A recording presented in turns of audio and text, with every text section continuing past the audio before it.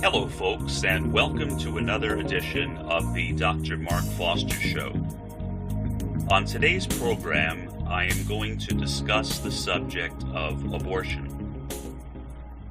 I want to make it clear at the very beginning that the views that I express are entirely my own and do not in any way reflect the official position of the Bahá'í faith. My assumption is that different Baha'is would have different views on this subject, and I do not claim that my views are superior to those of others in any way. They're simply my own understandings at this particular point in time. With that qualification out of the way, we go ahead and begin talking about it.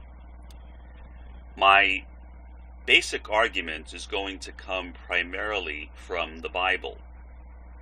Since the many people who argue against abortion are coming from a Christian perspective, and in some cases a Jewish or Muslim perspective, the Bible is one of the texts that is often used to argue against abortion, or for what is commonly referred to as the pro-life position.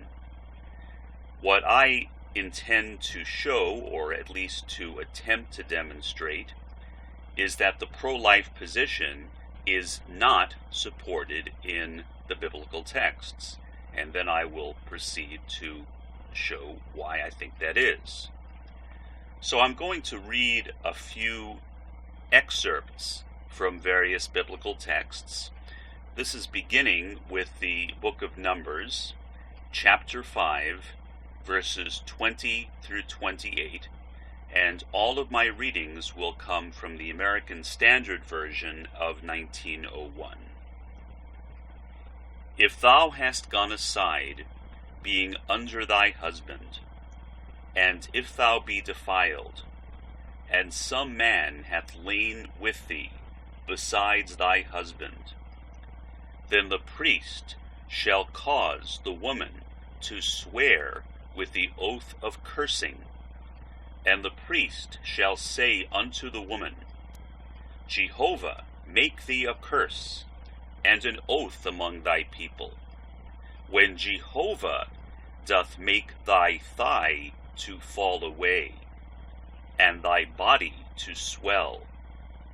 And this water that causeth the curse shall go into thy bowels, and make thy body to swell, and thy thigh to fall away. And the woman shall say, Amen, Amen. And the priest shall write these curses in a book, and he shall blot them out into the water of bitterness. And he shall make the woman drink the water of bitterness that causeth the curse. And the water that causeth the curse shall enter her, and become bitter.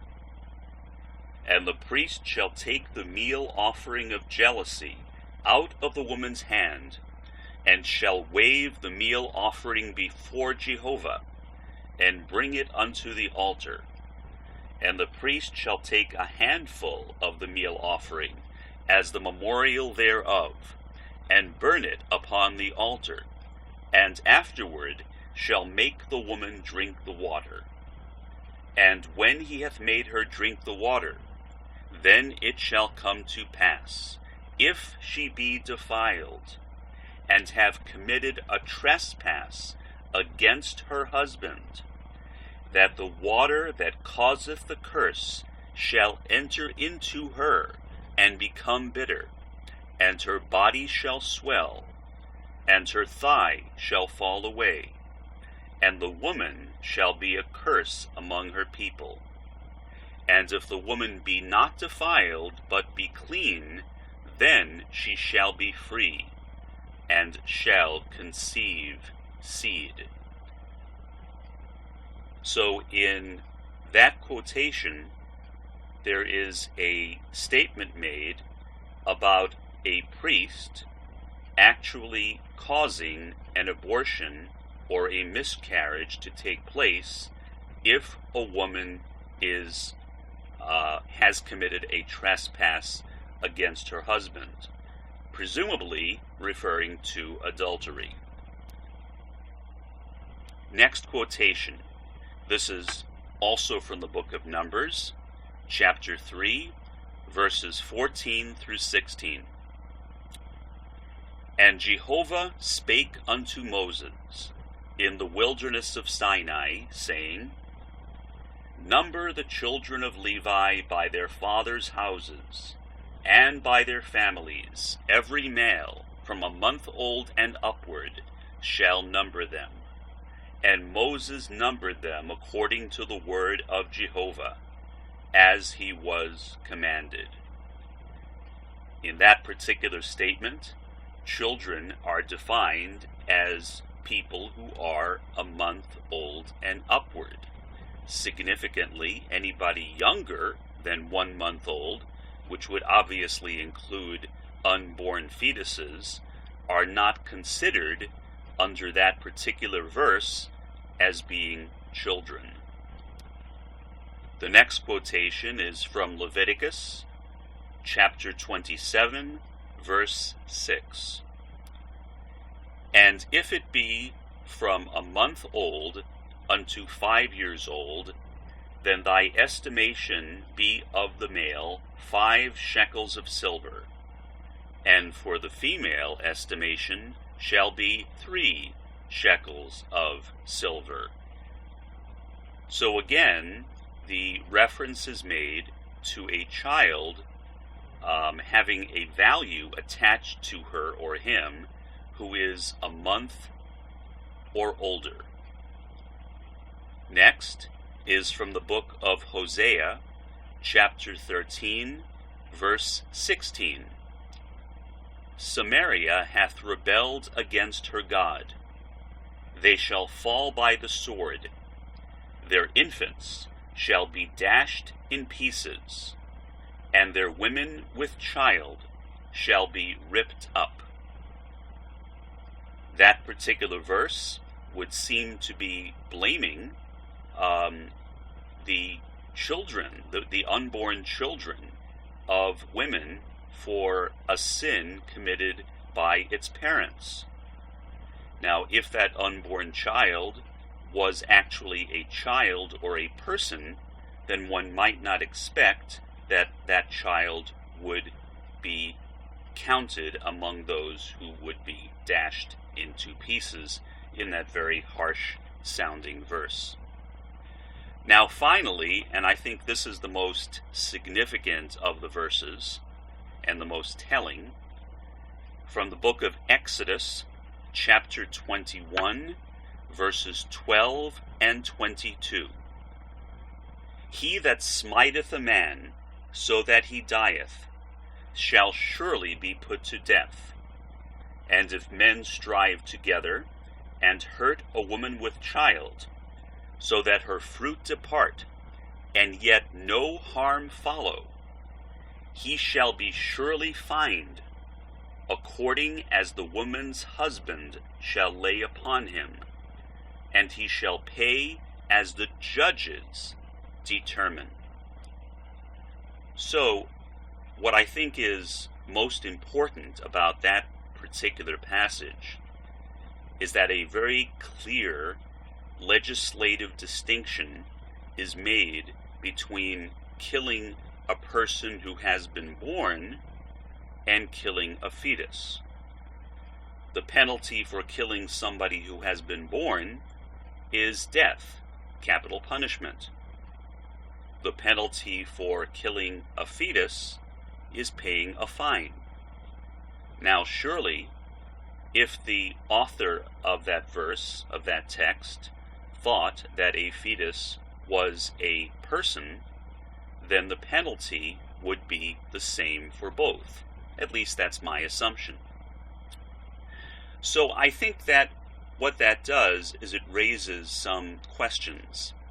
First, what I would say is that although I believe the soul comes into existence at the moment of conception, and in fact that is a Bahá'í teaching, it should also be noted that the majority of fertilized eggs, or zygotes, do not attach themselves to the uterine wall and therefore die. So just by an act of nature, most fertilized eggs, most zygotes, do not come into this world. Since that is true, it would appear to me as though life in this world is really not necessary. Certainly it can be a bounty. If a person spends her or his life in praise of God, if a person draws closer and closer to the spiritual kingdom, if someone is a blessing to other people, then that person's life in this world is a blessing to everyone. But if, on the other hand, a person comes into this world and is only attached to this world, does not develop a sense of servitude, does not become more loving, does not promote unity in this world, then that person's life here has been a total waste. And in fact, it would have been better, I think, had they never been born.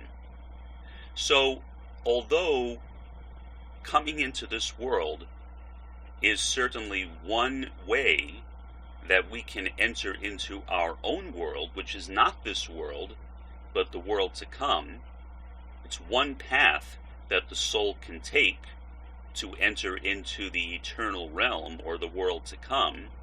It is obviously not the only path, since just based upon nature, some newly created souls, simply because of the way in which we are created, simply by the way in which zygotes either attach or fail to attach themselves to the uterus, die, that abortion or miscarriage would seem to me not to be that bad of a thing. Now, is that to say that abortions should be done for no reason at all? Well, I don't know that. The current policy of the Universal House of Justice, as I understand it, is that for the time being, whether a person is going to have an abortion is left to a consultation between the woman and her physician. So it's a personal matter.